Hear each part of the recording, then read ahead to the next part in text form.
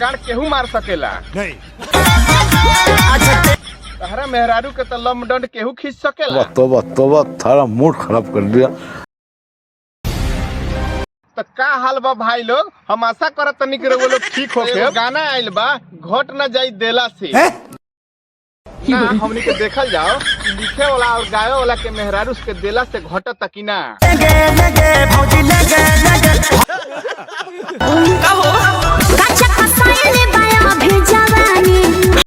देख के तो नइखे लागत बुच्ची की कांचा बा, हमारा तो लागत है कि कांच पतैली के सुगा छोर मारे मारे के साचा खराब कर देले बा। तू ना पियाबू तो जाए दो, कौनो बात ना। मैं तो अपन पनिया पिया दो, ई तहर पनिया पी के नु हिमालय पे एकांतवास में जाए वाला बानी।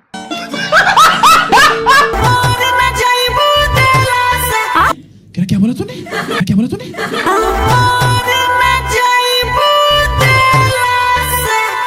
हाँ, ई बात एकदम सही कहले लंडपुर नगरी के मुख्यमंत्री।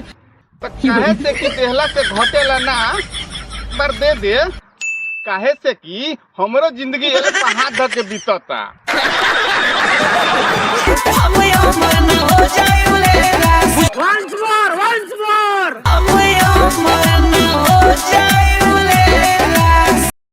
मेहरारू के साड़ी में कबूतर छोड़ो, केहू के देला से मरेला ना आ लेला से अमर ना होला।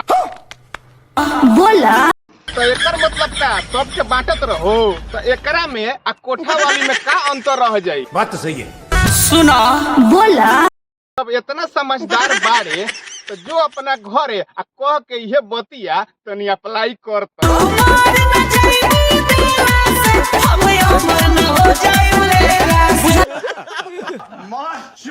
भैया जी आप तो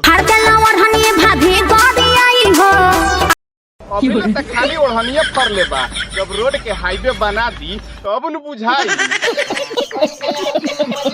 अब रउआ लोग जाके देखी तो इस संतरा सिंह चंपक लाल बाटला के बारे में जाई तो नीचे कमेंट में बताई तो मिलत नहीं अगला वीडियो में। लेकिन जाए से पहले चैनल के सब्सक्राइब कर देम। बाय बाय, टेक केयर, जय हिंद।